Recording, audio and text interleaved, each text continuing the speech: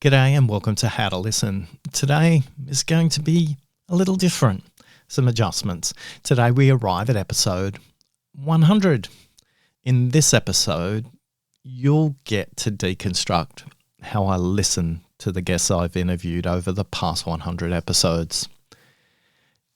If time allows, after the interview has formally concluded, I have a simple consistent habit where I ask the guests just one question.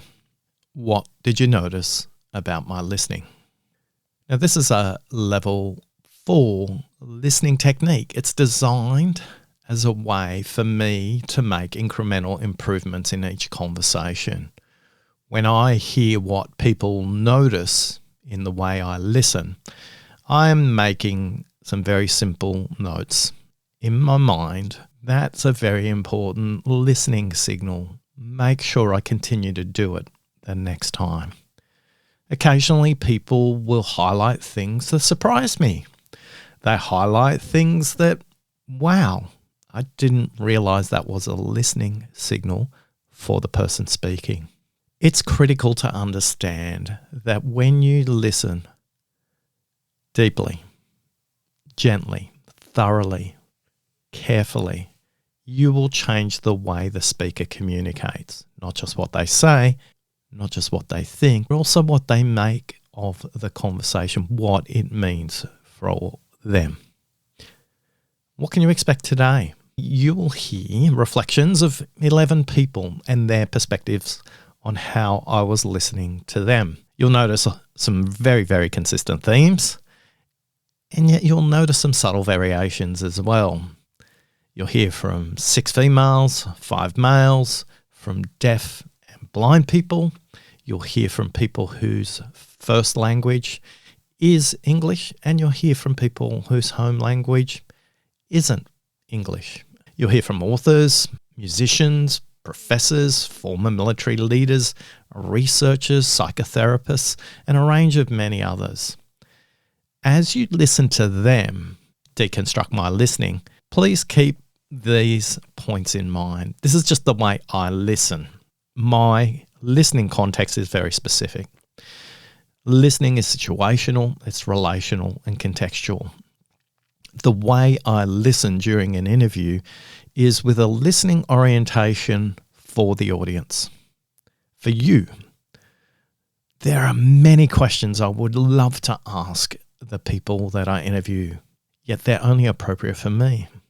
They're not going to help you. And I play with this duality while I'm listening.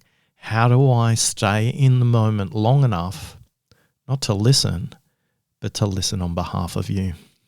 In chapter 1 of the upcoming book, How to Listen, and at the end of every chapter in the book, we have a series of 3 invitations. They're practices that we invite the reader or the audiobook listener to explore. We invite them to explore something to practice because we recommend that you read the book 1 chapter per week while practicing a technique during that week. So at the end of chapter 1, we pose these 3 invitations. Number 1, who's the best listener you know? And what's one thing they do well? Number 2, when was the last time somebody fully and deeply listened to you? And what did they do well during that conversation? Number 3, when you think about that conversation where you were deeply listened to, how did you think, speak, and feel differently as a result?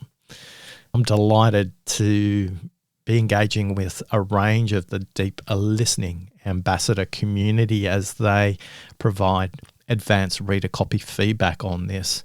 And Bailey was kind enough to send me a photo of the exercise that I just mentioned from chapter 1 of the book, where she very thoughtfully, thoroughly, and deeply considered those 3 invitations and came to some interesting insights all of her own. It gives me a lot of joy to be celebrating episode 100 with you. And I want to thank you. The best listening cultures are the best storytelling cultures.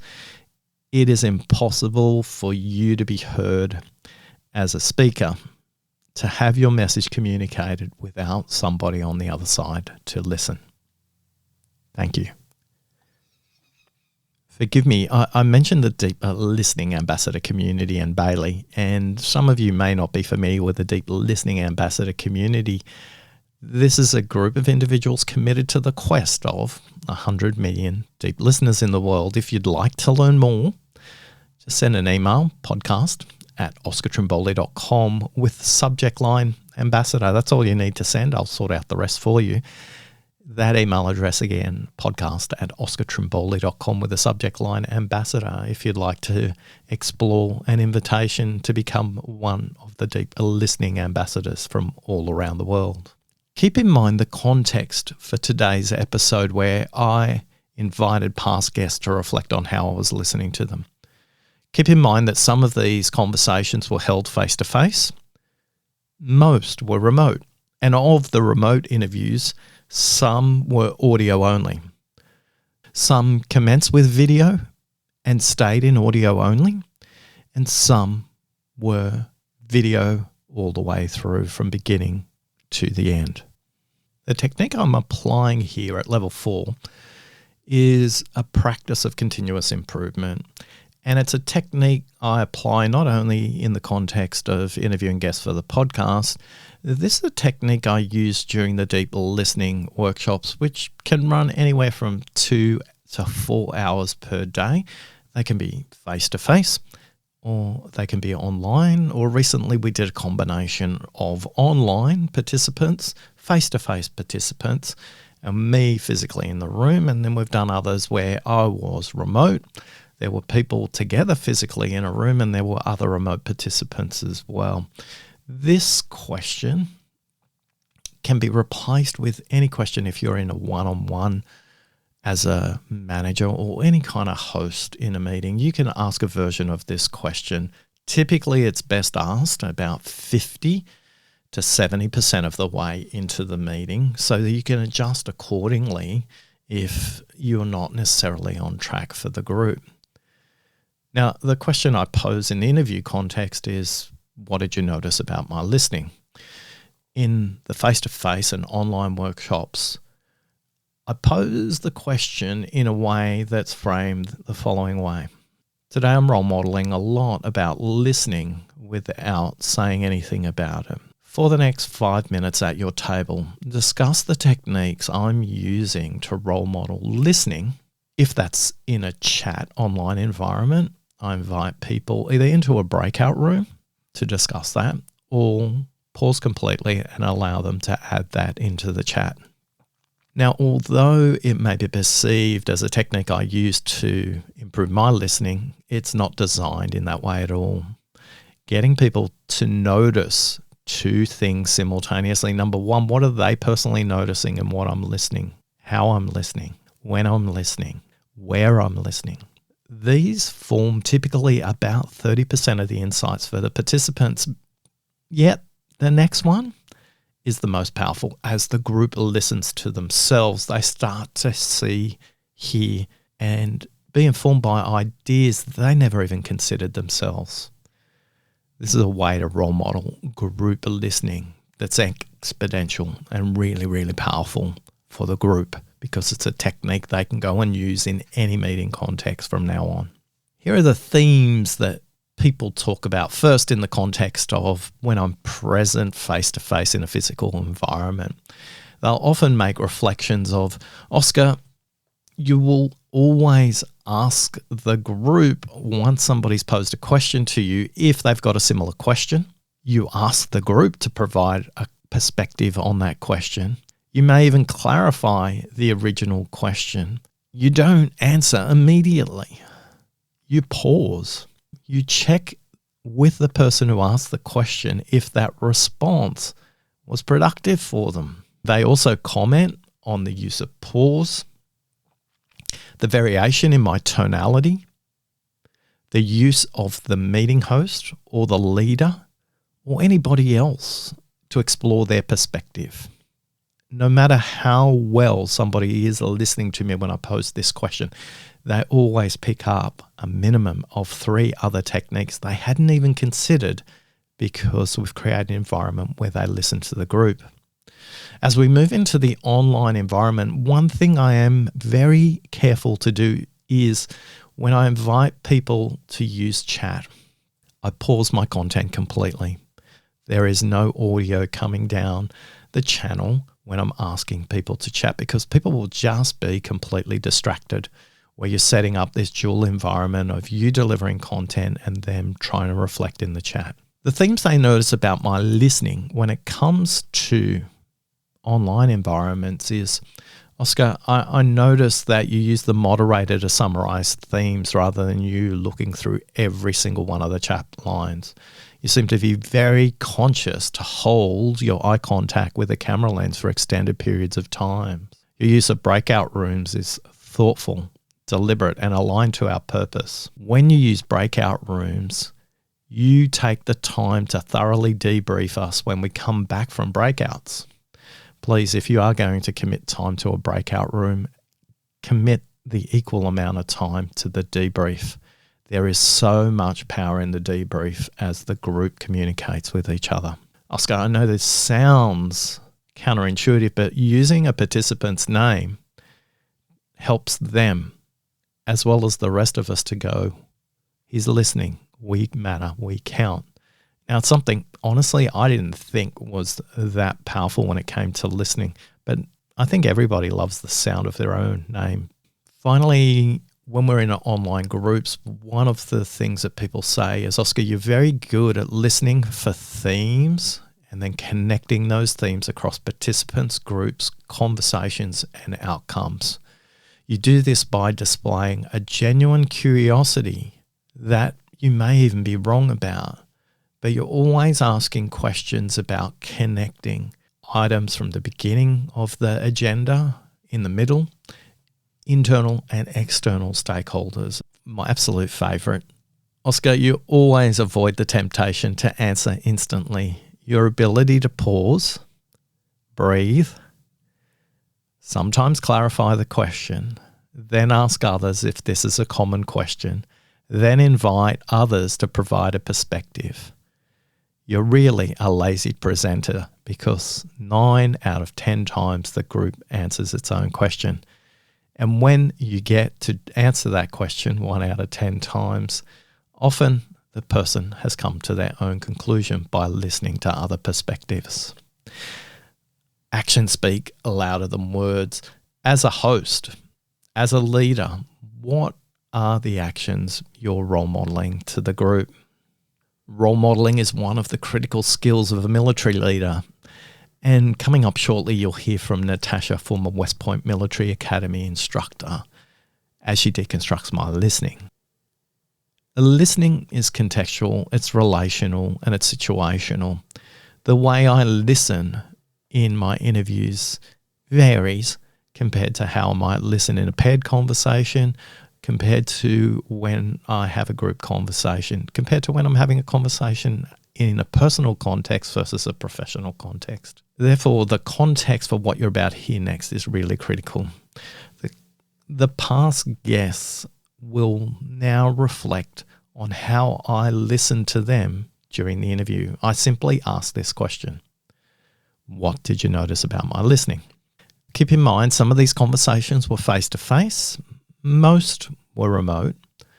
And of the remote, some were exclusively audio. Some commenced with video and then went to audio. And then some were video the whole way through. In my discussion with Natasha, former West Point Military Academy leader, this was an interview conducted via video, and it was actually done in 2 separate meetings. One, just to get to know Natasha, and then number 2, for want of a better word, the formal interview. Like 3 other interviews, though, that I had over the last 100 episodes, there was a huge thunderstorm emerging. One of the hacks I use is I always check the weather in the location for the person I'm interviewing. The reason I did that, I interviewed somebody in Florida, and they had this huge glass window behind them, and I could literally see the storm rolling in from the ocean in towards them, and we had to pause the interview because lightning was everywhere. This is a really simple example of how to listen before the conversation commences. It's always surprising to the guest that I can mention their weather conditions, and it creates an instant connection. In real life, you may talk about the weather. In virtual life, I do that as a way to create connection too. Let's hear now from Natasha, reflecting on the question, what did you notice about my listening? I appreciate that I can read how you're interacting with the story by your facial expressions. I very much appreciate that, because sometimes you start to talk about something and someone's just like, they have a look like, oh, please stop. So I would say you're listening very well, and your facial expressions are being a very good guide for how far to go with stories. It's your eyebrows. They definitely go up. Not that much, but some. And then also, yes, your smile. And then I can tell when you're looking for just a little bit more, your head goes to the side a little bit. So that's when I know to kind of keep going down like that with that story. In our next discussion with Chris, we move to London from San Antonio, where we have a conversation initially via video, but for the remainder of the interview, it was conducted audio only. When you ask a world-class psychotherapist, what did you notice about how I was listening? I was pretty anxious and nervous and intimidated, anticipating what Chris might say next.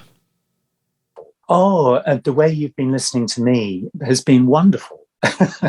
It's been wonderful and accurate. I feel as if you've given me masses of space to explore, revisit my own ideas.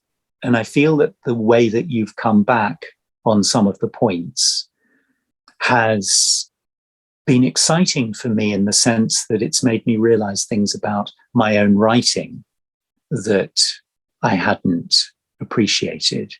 You've picked things up from the Harry story that we've been talking about that hadn't quite occurred to me. Your listening has been gentle and challenging at times. You forced me into thinking in a way that is exciting and stimulating. Thanks, Chris. That's quite a tension. Gentle and challenging at times. Chris highlights the importance of listening before the conversation. When I read his books, I was asking different questions from others as a result. Deep listening changes the way the speaker expresses the ideas. And in this discussion, Chris highlights that I changed the way he explained Harry, while equally changing the way he thought about Harry. And ultimately, it changed what it thought for him as an author. This is something dealing with what it means for Chris. Listening at level 5. By the way, Chris set me at ease very early on in the discussion. He moved that initial conversation from intimidated to intimate really, really skillfully. Next, I spoke with Lise, a professional mediator. I was intrigued in what she'd noticed when we were speaking and listening to each other only one arm's length apart. This conversation took place in a recording studio. You do some of the things I do in mediation. You listen for key terms, you pick up on those terms so that I know you've heard what I've said. Your questions are very open. Don't feel like you're judging me as you're listening to me. It's not easy to interview people to get the grabs that you want. I'm sitting there and knowing there's gold everywhere in this. Yeah. And for me, it's how do I give witness to what was useful for the audience? Because For me, like you and your neutral approach, I can sit here and be incredibly curious myself, but it's not serving the audience. Yeah. How do I channel the audience Yeah. is the key thing I'm listening for at the end of the day, to make sure that it's in service of them, not in service of my curiosity around the topic. So for me, it's how do I create both practical and process things for them to think about as they leave today, and you provided both. That's right. I was thinking earlier about if says those key things. I wasn't going to come up with that answer that I gave you, but in terms of what you do, it's a discipline and a humility. And I know some of your other guests have talked about that as well. It's that I don't know what's best for you. Only you know that. Yeah. And you'll come up with that yourself if I give you the space to do it. Yeah. And you have to implement it. So there's no point me telling you how to do it. But it's similar in interviewing. Just that discipline of not exploring your own curiosity is difficult. Congratulations to Lise. Since we spoke last, she's been appointed as a Professor of Law. In our next discussion, we speak to Heather, New Zealand author of The Tattooist of Auschwitz. With Heather, notice how she expresses the visual elements of my listening first before moving into the content. Heather's passion is screenwriting, and I think she experiences the world in a very visual way. You listen with your eyes, absolutely. And it's been just a delight to be able to sit here and to see it. Your smile very rarely leaves your face, but your eyes, they're what's sparkling, increasing. And there is no question but that you are engaged totally in this conversation with me. And this is a good way of also telling if somebody's listening that your questions have not necessarily possibly followed the script that you may have had in front of you. You've responded to what I've said. Now we have a conversation in Toronto with Michael about listening to the status quo and the conversation for organisations. This was a completely video-based conversation. One of the things that's obvious, there's a quiet, calm presence to being in conversation with you. I don't worry about you not hearing what I'm saying, and I don't worry about being interrupted when I'm just getting going on something interesting. So I appreciate that. And I also like how you signpost before asking the question. We'll get into systemic challenges in a minute. Before I do that, let me ask you this question. You've kind of created an understanding about where I'm going next, but also that you heard what I said there and you're going to come back to it if you can. That's really helpful. You didn't feel the need to pontificate or explain or go suck some of the oxygen out of the thing, but you went really quickly. I'm just going to loop you in here so you feel like you're on a safe piece of rope as we carry on this conversation. I really enjoyed this conversation. We've been talking for 40 minutes and it felt like it went really fast. What I least like is the conversations where I'm just being put through a standard set of questions by somebody who doesn't really know me or my work and actually doesn't even care that much about what I'm saying. They're like, I'm just trying to get some content on tape. Horrible. If you're lucky, you have somebody like you, Oscar, who goes, I know your work. I'm a champion for it. I want to make you look good and sound smart. I'm going to set you up to succeed. That's what this conversation was. You're like, basically, this is as good as I get. This is not a substandard Michael. This is like probably overperforming Michael. So if you think he's good, I'm like, yeah, this is me at my best. And Oscar set that up for me to make me look really good. Now we speak to Daniel, who conducted this entire interview via video. Very different to any other video interview I've done. Daniel takes me on a tour of his home. He introduces me to his cats. He steps into the back garden through the fence and out through his neighborhood, all while conducting this interview during a sunny Southern California summer afternoon, where he invites me to see the world as he sees it at the end of his phone camera selfie stick. Listen carefully. Daniel makes some very nuanced, insightful reflections on my voice and my identity. This is a very different perspective on my listening. So you've had experience with vocal modulation to some degree. Your inflection is good. you've given several indications that you communicate conscientiously, that there is a genuine conscientiousness behind the way you communicate. Now, maybe that's your professional persona. It's often difficult for people to just turn that off and on.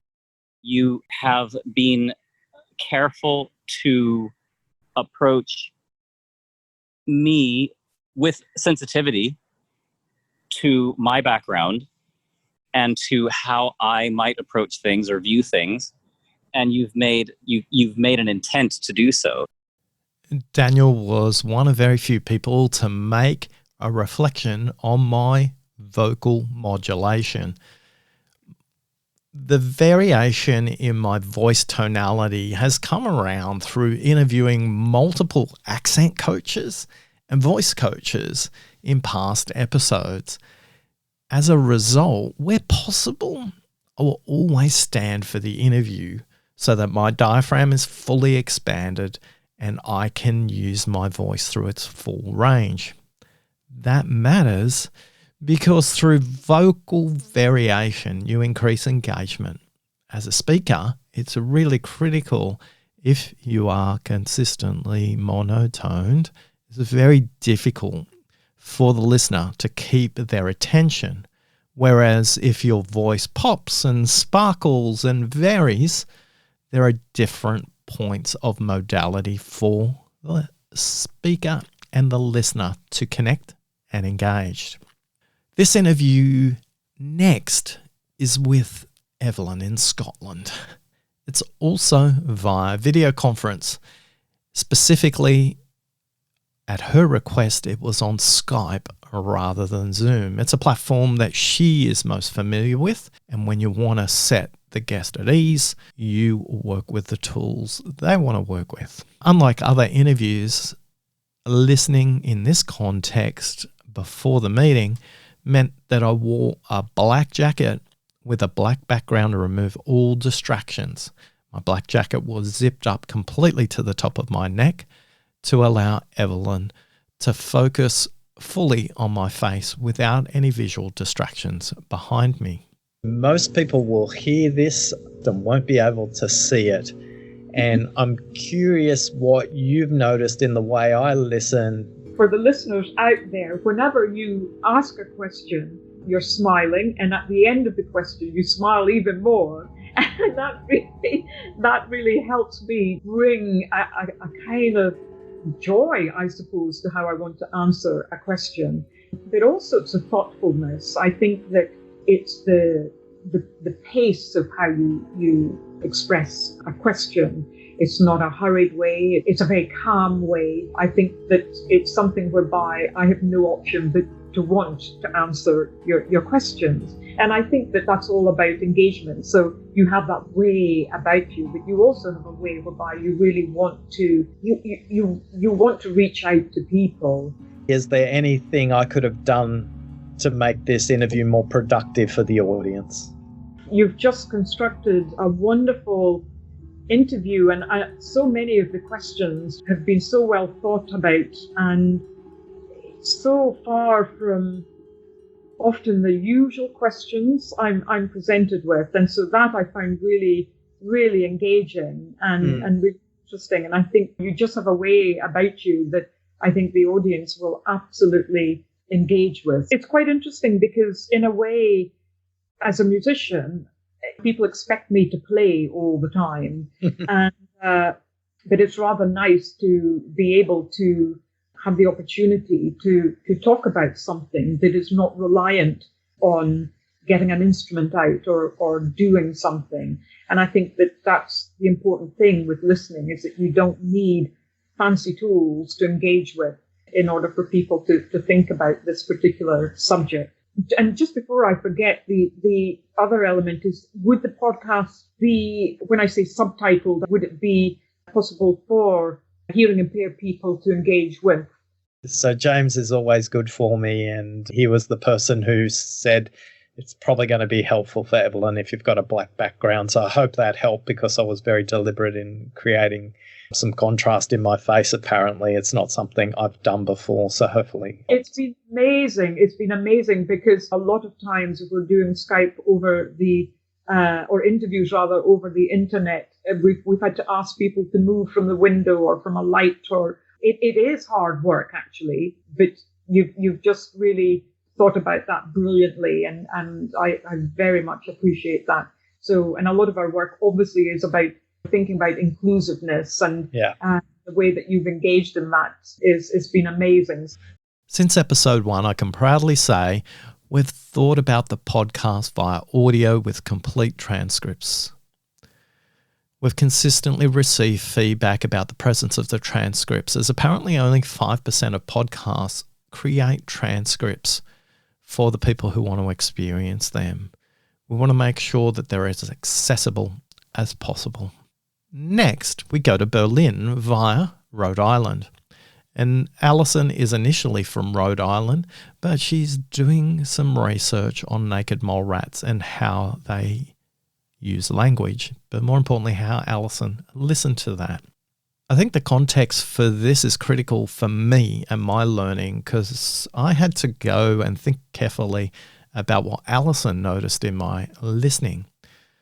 The context for this interview was it was video, and it was done at around 11 p.m. my time. And I should have probably either got some sleep or done it when I was a lot fresher.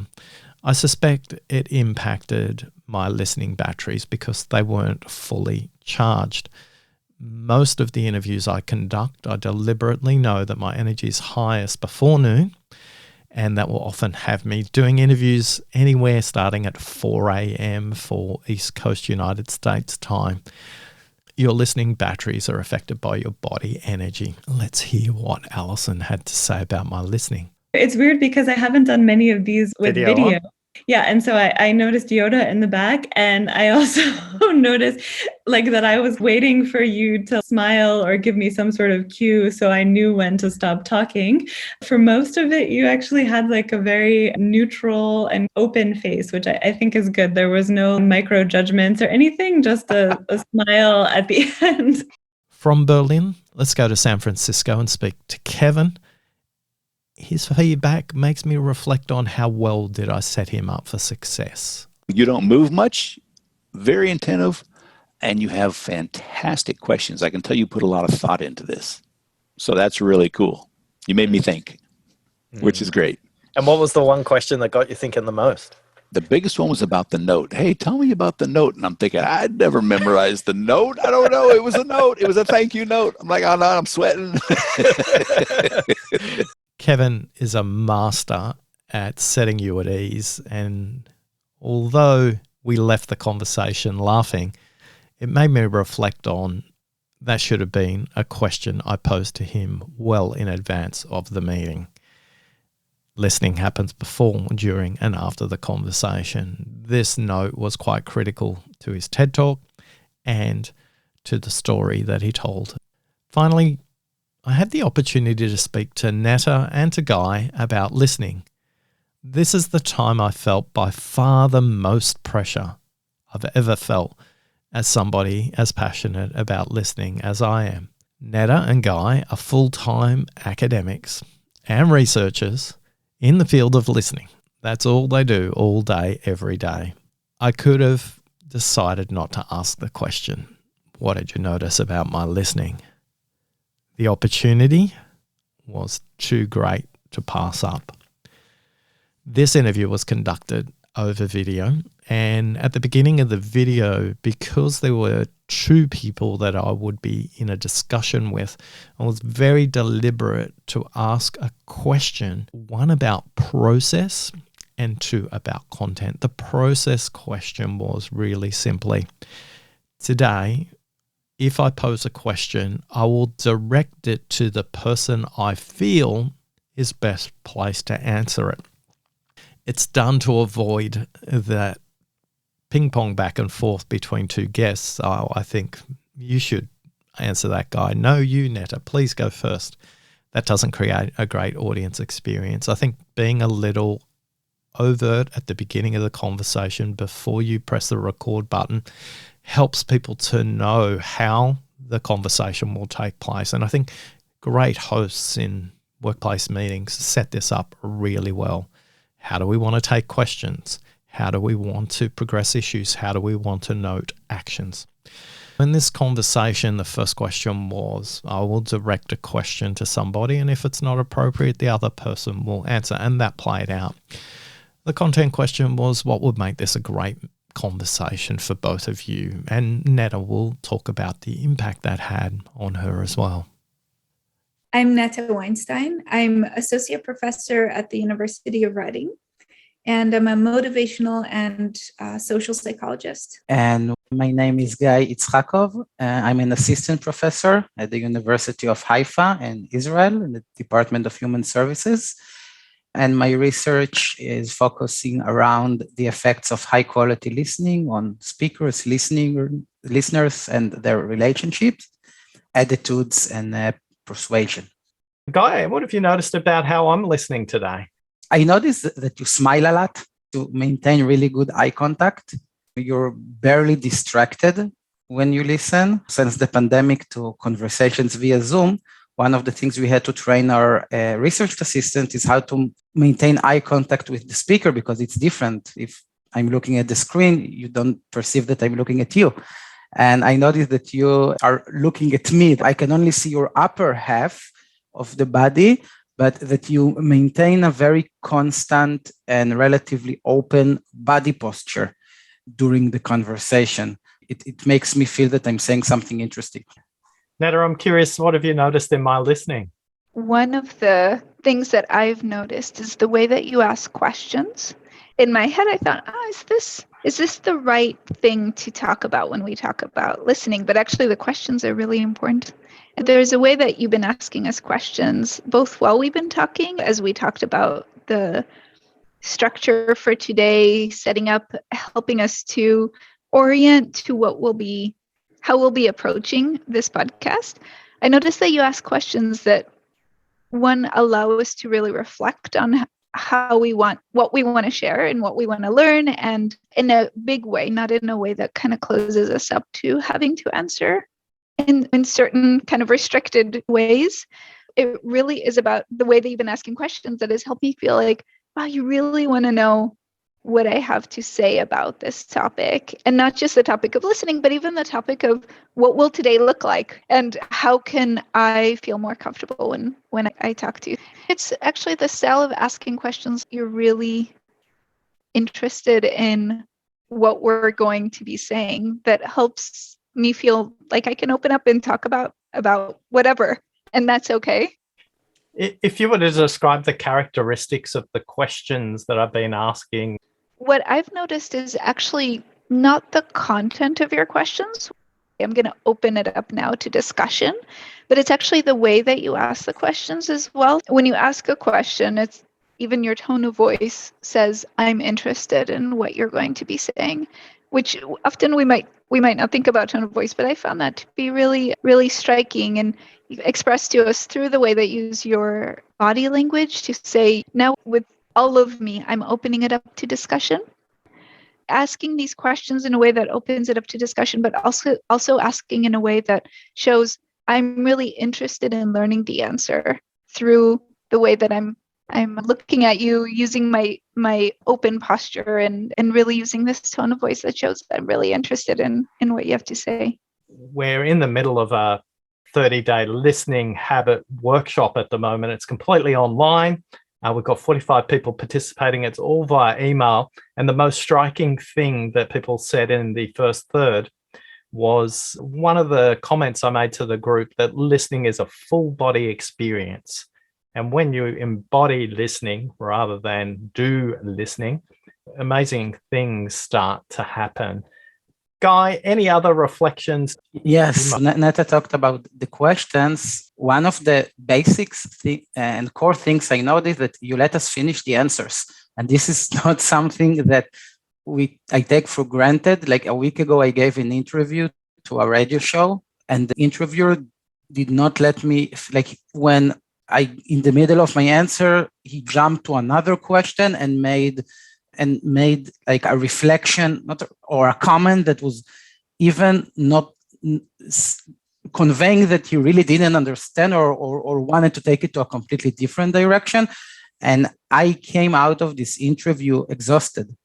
And now, actually, as we continue this interview, I'm becoming more and more relaxed. And I think some of it is your listeners cannot see it, but you have a very cozy background with the candles and the books. It's like a cozy living room. And another thing is that even though Netta and I are known to speak a lot, which is ironic, we speak about listening, but you let us to finish what we want to say.